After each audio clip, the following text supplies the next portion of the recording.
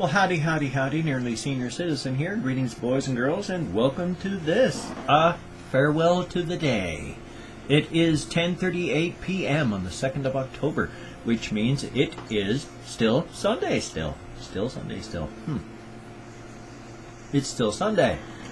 In fact, yeah, it's 10:39 p.m. according to actual internet time, you know, with the attached to the atomic clock there. So, my hair is kind of still a mess. I'm going to move that a little. And, I'm sorry about it bumping up against the microphone. I don't know if I needed to do that. Oh well. But, it's, with my, you see, the way my friends have to leave after they show up, it's different from what it was for months and months and months. In fact, during the entire time I've known them, up till now, because she's gotten a job. And she works night shift, you know, well, not what I would call night shift. She works what I would call evening shift, from 6 o'clock in the evening until 2 o'clock in the morning. I mean, for me, night shift is 10 o'clock at night until, 6 o'clock in the morning.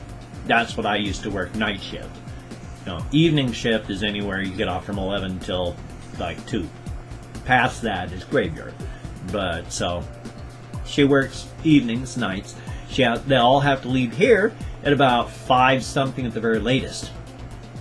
And so it used to be that all the time during the week, in fact all the time, every single day, they'd show up anywhere from like 9 till noon, and then they'd stay until about midnight. So they'd be here for a good 12 hours, and then we'd go out, we'd do stuff, I'd be awake. I could sit here, I'd be editing and rendering while talking, and we're watching movies, and I'm doing this, I'm getting stuff done, and I'm staying awake. Well, now, they show up, well, today it was like they showed up around 2 o'clock and left at around 5. That changes the dynamic entirely, because when I'm by myself, if I'm tired, I fall asleep. And then I wake up hours later. That's what's been happening all night. They left at 5 o'clock. I immediately fell asleep until 8 something. Woke up for a few minutes and went, oh man, I've still got all this time. I need to get up and go places. But I wanted to leave at around 6-ish so I could go and hit one of the the teenage cannabis in town so I could get some more pot, because this is it. This is it for cannabis. And that's all my painkiller. And if I'm lucky, that should last the night into tomorrow until I can get some more. And that's it. This is my painkiller. I'm really hurting because I haven't had anything since like 6, so that's like 7-8 hours. My back is killing me. My hand is hurting. I'm not feeling good at all, so I need to... In fact, I'm going to do this right now because of the fact that I'm hurting so much. But because they have to leave like that, it changes just the whole dynamic. I fall asleep, and while in some ways I don't mind that, because if I'm bored and there's nothing to do, I'd rather sleep than just sit there and do nothing. And I hate sleeping. And, if I'd rather sleep than just sit around and do nothing, that I don't want to just sit around and do nothing. Because I would literally rather do anything in the world, rather than sleep. I hate sleeping. It's a waste of time. There's so much you could be doing, and I wish my body did not require it. But it does. And so, I sleep the minute that they're gone. Which, I've been hoping for all this time that I would have had a whole bunch of gaming videos and stuff done. Instead, I'm having to make a farewell to the day vlog because I'm hurting and depressed and bored. Bored because they should be here and I should be doing things, and I don't do alone well. I really don't. Just one moment.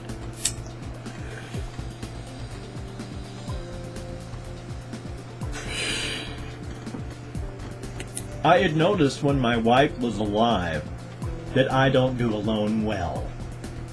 That even though I am an introvert, and I know that, and I have near crippling social anxieties, and I know that too, but I know that I don't do alone well.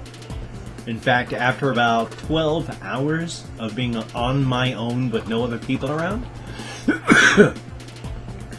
I can start to hear my thoughts echoing off the walls. Literally.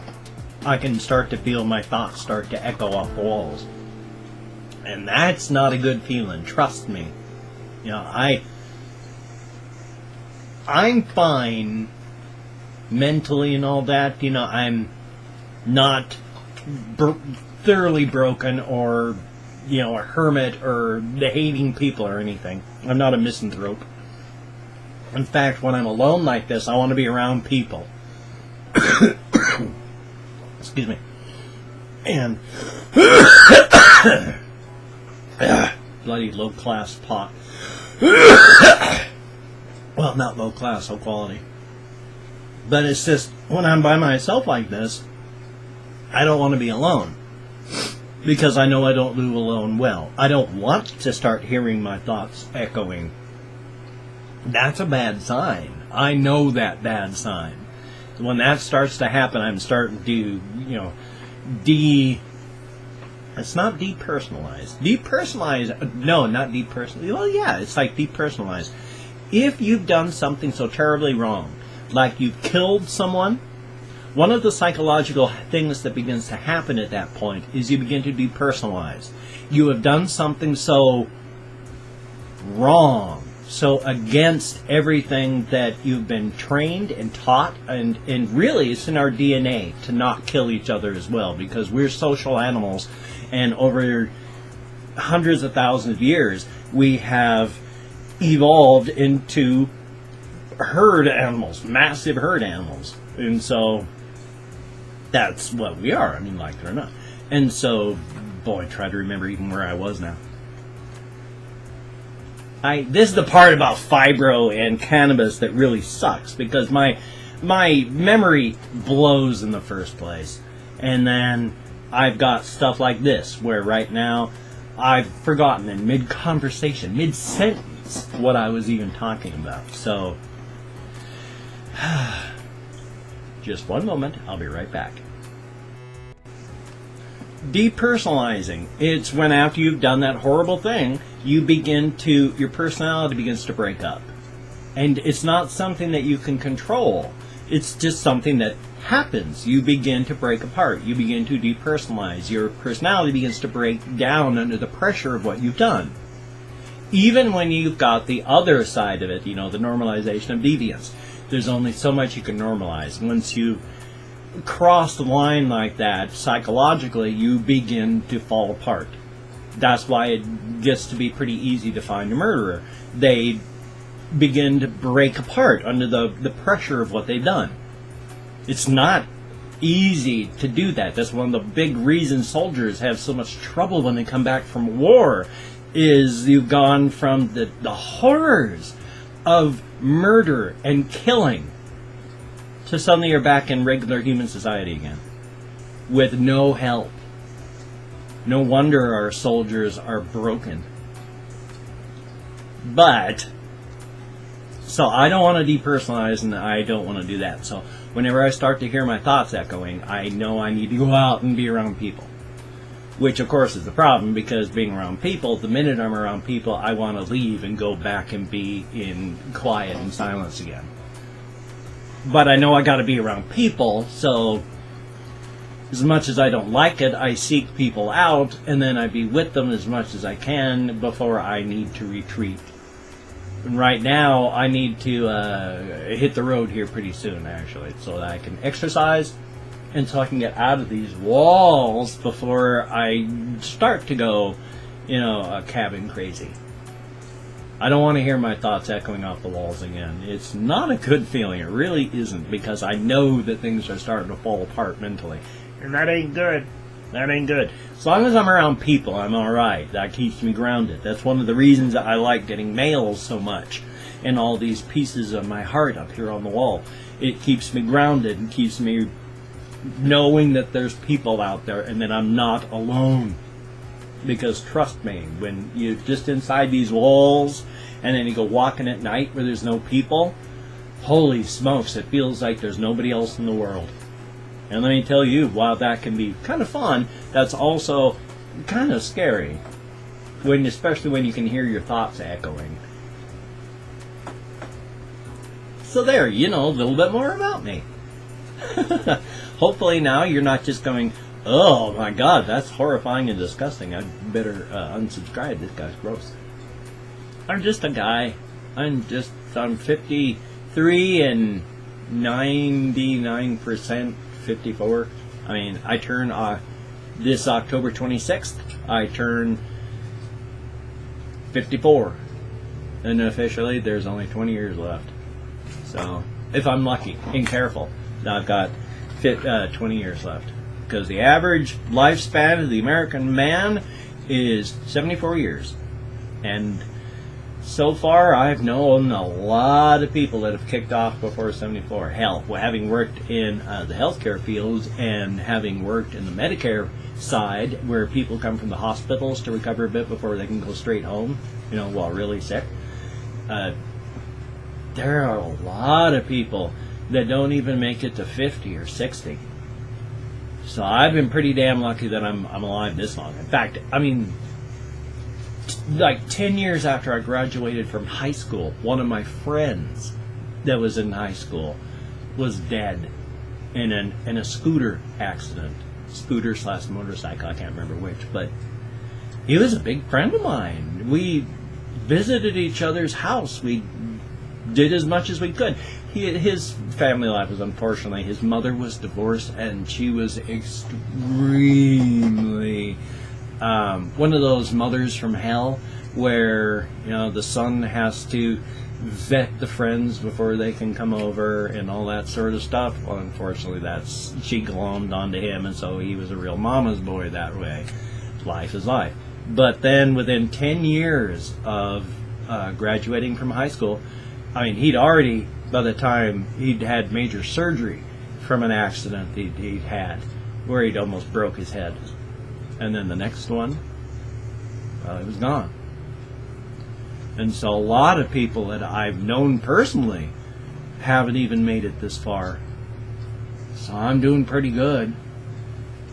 Hell, I wanted to make sure I lived to the year 2000, and I almost didn't do that. I tried my damnedest to kill myself before the year 2000 with alcohol. I mean, you can look at that one a couple ways, because